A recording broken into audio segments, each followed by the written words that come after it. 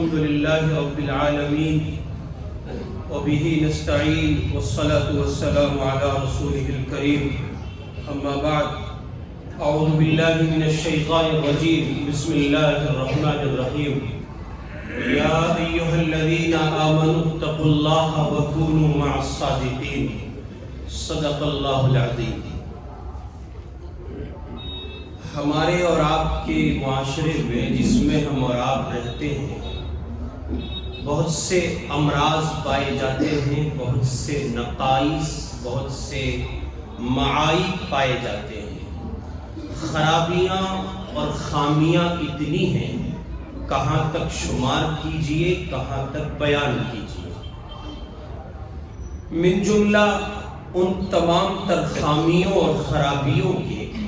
ایک بڑی خرابی اور خامی یہ ہے کہ ہمارے معاشرے کا وہ فرد جس پر معاشرہ منحصر ہے، وہ بچہ ہو یا جوان ہو، بوڑھا ہو، مرد ہو یا عورت ہو، وہ پڑھا لکھا ہو یا ان پڑھ ہو، شہری ہو یا دیہاتی، عامتاً ان کی سوسائٹی اچھی نہیں ہے، ان کی صحبت اچھی نہیں ہے، ان کی ہم نشینی اچھی نہیں ہے۔ وہ جن لوگوں سے ہم نشینی اختیار کیے ہوئے ہیں اور جن لوگوں کو وہ اپنا ساتھی بنائے ہوئے ہیں، جن کی صحبت کو اٹھاتے ہیں، دن اور رات جن کے ساتھ بیٹھ کر وہ اپنی زندگی کو صرف کرتے ہیں، اس کے ایام کو گزارتے ہیں، دراصل وہ مجمع ان کے قابل اس معنی کر نہیں ہے کہ اس بندے کی زندگی صلاح و فلاح سے خالی ہے۔ اس لیے قرآن مجید میں اللہ تعالیٰ اس بات پر زور دیتے ہوئے اہل ایمان سے مخاطب ہو کر فرما رہے یا ایھا الذین آمنوا اتقوا اللہ، اے ایمان والو تقوی اختیار کرو، وکونوا مع الصادقین، اور سچوں کی صحبت اختیار کرو۔ امر کا صیغہ ہے، حکم دیا گیا ہے، سچوں کے ساتھ رہو، سچوں کے ساتھ بیٹھو۔ وہ لوگ جن کی زندگی سچائی سے معمور ہو، امانت و دیانت سے معمور ہو، اخلاص و وفا کے جو لوگ پیکر بن کر زندگی گزارنا چاہتے ہو، صلاح و فلاح جن کی زندگی میں کوٹ کوٹ کر بھرا ہو، جن کی زبان خیر کے سوا نہ بولتی ہو، جن کی آنکھوں میں خیانت نہ پائی جاتی ہو، جن کی سماعتیں پاکیزہ ہو، جن اللہ کے بندوں کی نشست و برخاست صاف ستھرے ماحول میں پروان چڑھتی ہو، ایسے لوگوں کو اپنا ہم نشین بناؤ، ایسے لوگوں کی صحبت اختیار کرو، اس لیے کہ جیسی آپ کی سوسائٹی ہوگی اور جیسی آپ صحبت اختیار کریں گے اور جن لوگوں کو آپ اپنا ہم نشین بنائیں گے، غیر محسوس طریقے پر غیر معمولی اثرات آپ کی زندگی پر اس سوسائٹی اور اس ہم نشینی کے پڑتے چلے جائیں گے۔ آپ کو اندازہ بھی نہیں ہوگا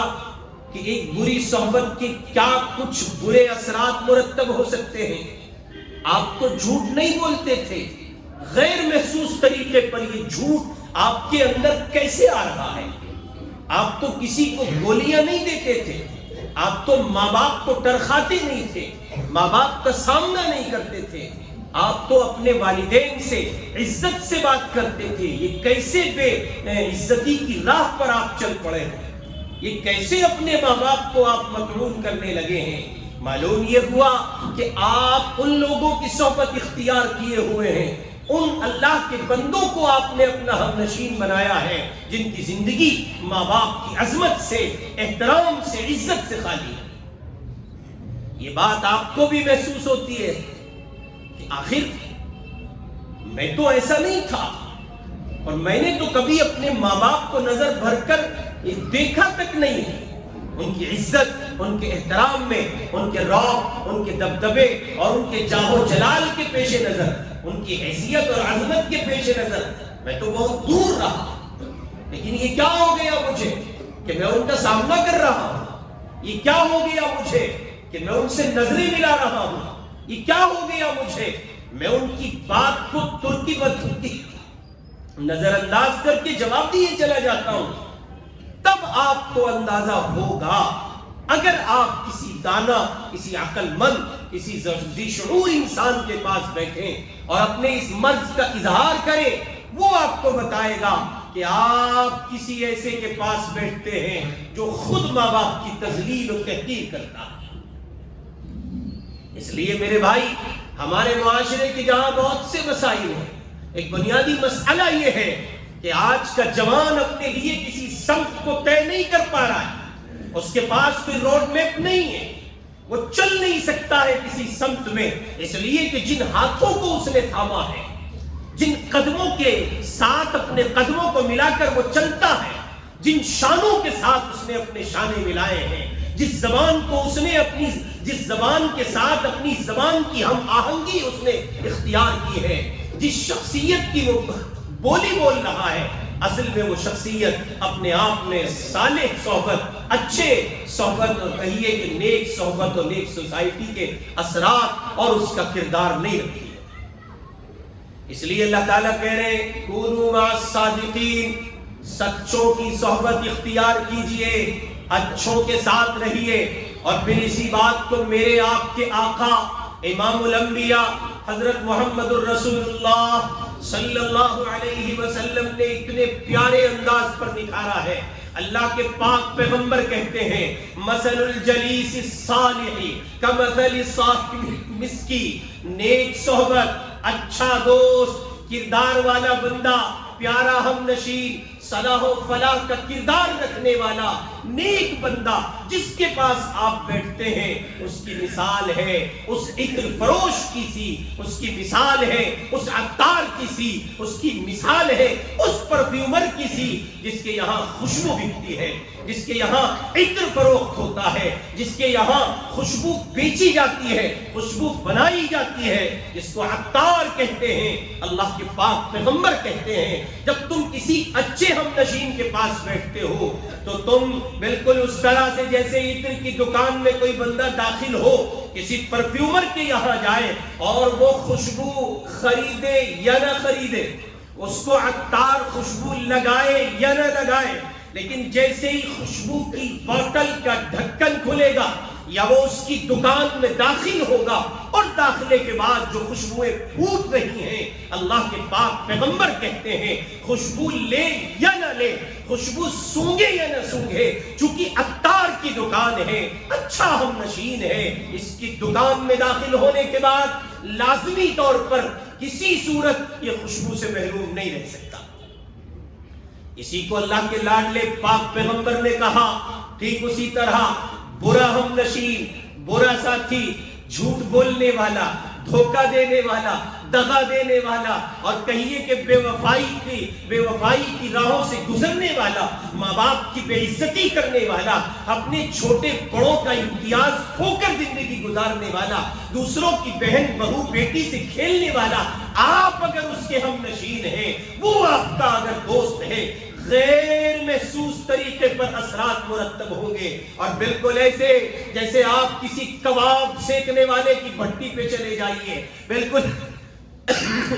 بالکل ایسے جیسے آپ کسی چکن ٹکا اور چکن فرائی کرنے والے کی دکان پہ چلے جائیے، بھٹی جل رہی ہے، آپ نے چکن ٹکا خریدا بھی نہیں، آپ نے کباب خریدے بھی نہیں، آپ جا کر کے کھڑے ہوئے تھے، آپ نے اس بھٹی والے کی صحبت اختیار کی ہے۔ حضور پاک فرماتے ہیں پتنگا لگے نہ لگے، آگ سے یہ بندہ دو چار ہو نہ ہو، لازمی طور پر نہیں ہو سکتا کہ اس کو دھوئیں کی راہ سے نہ گزرنا پڑے، آخری درجے میں اس کی آنکھوں کو دھوئیں سے دو چار ہونا پڑے گا۔ بری صحبت والا بندہ، برا کردار رکھنے والا بندہ، جب آپ اس کی سوسائٹی اختیار کرتے ہیں، لازمی طور پر یہ امر ہو کر رہے گا، ایسا ہوگا، نہیں ہو سکتا غیر محسوس طریقے پر اس کے اثرات آپ کی زندگی میں مرتب نہ ہو۔ جیسے میں نے عرض کیا کہ آپ کو خود کو فیل ہوتا ہے یہ تو میں نہیں کرتا تھا، یہ کون سا چینج مجھ میں آ رہا ہے، آخر یہ ہو کیوں کر رہا ہے؟ میں تو ایسا نہیں تھا۔ ارے بابا، اصل میں آپ اس پر خیال نہیں کرتے، اس طرح سے آپ نظر نہیں کرتے کہ آپ نے جو سوسائٹی اختیار کی ہے وہ اچھے بندے کی نہیں۔ اس لیے خصوصاً نوجوانوں سے عرض کروں گا، میرے جوان دوست یہاں تشریف فرما ہے، بصد احترام عرض کرتا ہوں، اچھی صحبت اختیار کیجئے، نیک لوگوں کو ہم نشین بنائیے۔ بہت سی ایسی پیاری عادتیں، پیارے اخلاق، پیارا کردار بغیر کسی محنت کے، مشقت کے اور بغیر کسی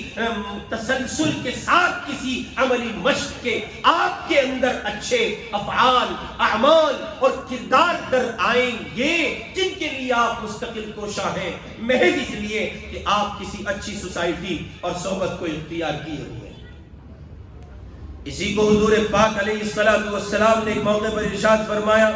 اللہ کے پاک پیغمبر کہتے ہیں، انسان اپنے دوست کے دین پر ہوتا ہے، بندہ اپنے دوست کے دین پر ہوتا ہے۔ سیدھا سیدھا سا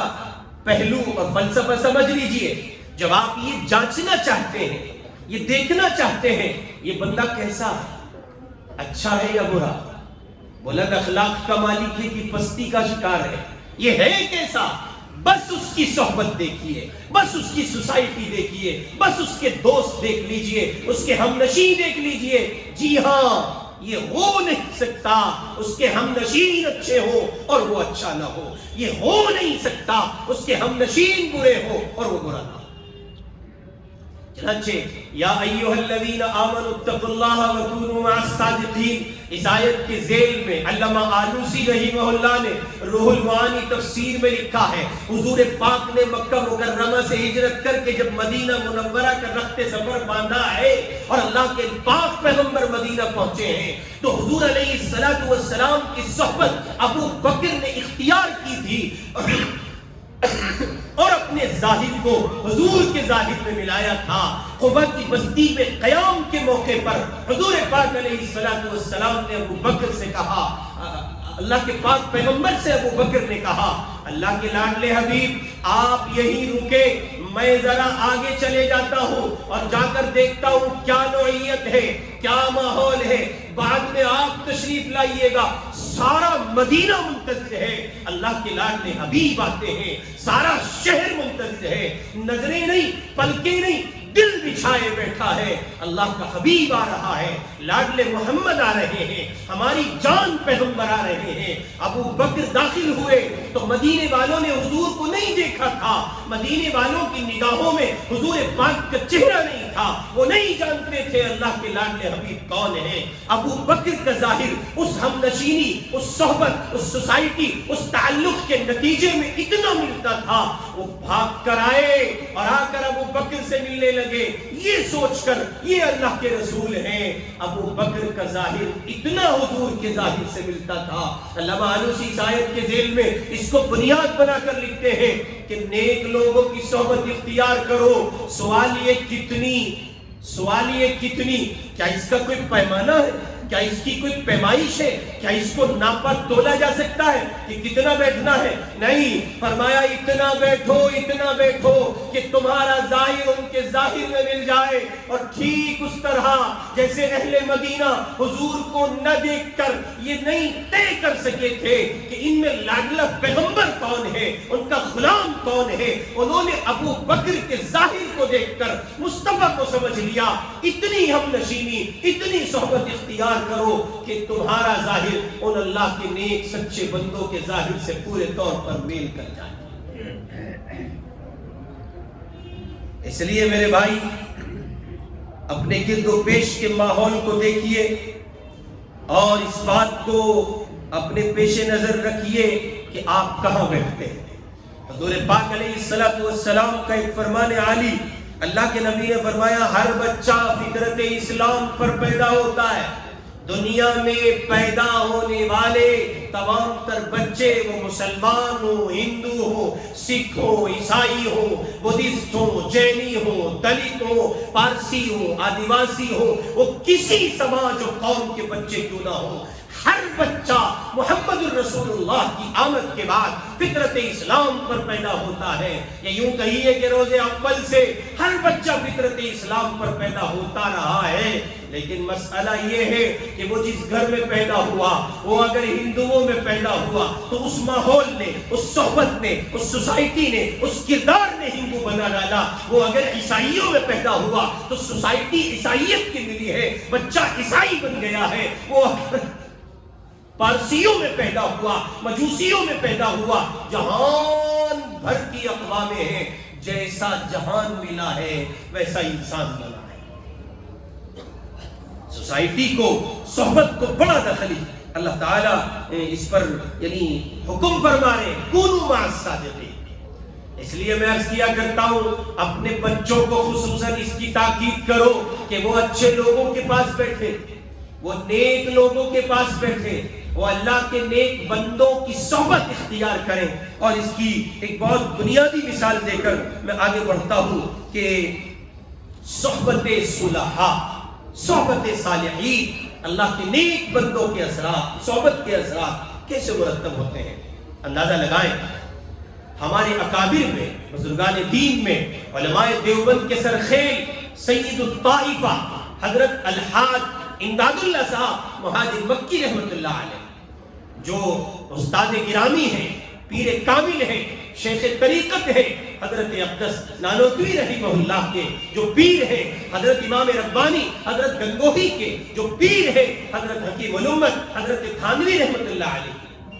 اتنا بڑا انسان جو اتنے بڑے بڑے لوگوں کا شیخ، اتنے بڑے بڑے لوگوں کا مرشد، ان کا پیر، ان کا استاد، ان کو گائیڈ کرنے والا، ان کو راہ دکھانے والا، باوجود اس کے کہ یہ اپنے آپ میں بڑے علماء ہیں، بڑی سب کے لوگ ہیں. قاسم نانوتوی کو اگر اٹھایا جائے تو آپ کو اندازہ ہوگا قاسم نانوتوی اپنے آپ میں ایک اکیلا قاسم نہیں ہے. ان کی ذریت صالحہ میں، ان کی روحانی اولادوں میں شیخ الہند چھپے ہیں، اور پھر شیخ الہند کی روحانی اولادوں میں ایک سلسلہ ہے، ایک ایسا اٹوٹ سلسلہ ہے جو صبح قیامت تک پہنچتا ہے. دیوانوں کی ایک جماعت ہے جس میں حکیم الامت تھانوی آتے ہیں، جس میں کہیے کہ انور شاہ کشمیری آتے ہیں، عبید اللہ سندھی آتے ہیں، حسین احمد مدنی آتے ہیں، کفایت اللہ دہلوی آتے ہیں، عزیز الرحمان دیوبندی. اتنے بڑے بڑے لوگ، ایسے جبال علم جس انسان کو اللہ تعالیٰ نے عطا کیے ہیں، اس شخص کا نام حاجی امداد اللہ مہاجر مکی رحمۃ اللہ علیہ.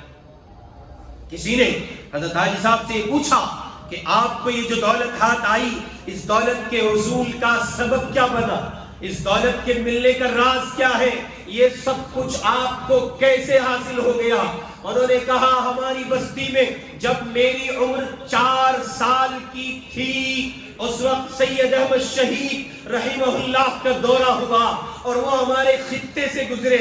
میں اس مجلس میں موجود تھا، اس بھیڑ میں جگہ میں موجود تھا جس کو سید احمد شہید رحمہ اللہ خطاب کر رہے تھے. میں نگاہوں کے سامنے کھڑا تھا، یوں میں سامنے کھڑا ہوں، یوں سید احمد شہید کھڑے ہیں. میری نگاہ ان پر پڑی اور انہوں نے مجھ سے پوچھا یہ بچہ کون ہے؟ بتایا گیا اس کا نام امداد اللہ ہے. 4 سال کی عمر اور دیوانی کی نگاہ، ان کی صحبت، ان کی سوسائٹی، اور پھر اسی پر بس نہیں، حضرت سید احمد شہید نے برکتاً حضرت حاجی امداد اللہ صاحب مہاجر مکی رحمہ اللہ کو ہاتھ میں ہاتھ لے کر 4 سال کی عمر میں محض برکتاً بیت بھی فرما لیا. اس کے اثرات تھے کہ ان کی جھولی میں قاسم و رشید اور اشرف علی تھانوی جیسے ہیرو کو اللہ کی طرف سے ڈال دیا گیا. ایسا نہیں ہو سکتا. چنانچہ جیسے نیک صحبت کے اثرات دنیا میں کسی عقل مند آدمی نے آج تک یہ نہیں کہا کہ صاحب اچھی سوسائٹی کے اثرات نہیں پڑتے، ٹھیک اسی طرح قرآن کی بات ہے، رب کی بات ہے، حضور کی بات ہے، اللہ کے پاک پیغمبر کی بات ہے. جیسے نیک صحبت کے اثرات مرتب ہوتے ہیں، اچھی سوسائٹی کے ثمرات مرتب ہوتے ہیں، ٹھیک اسی طرح آپ شرابی کے پاس بیٹھتے ہیں، جواری کے پاس بیٹھتے ہیں، جن قطرے کے پاس بیٹھتے ہیں، عیار، مکار اور نالائق قسم کے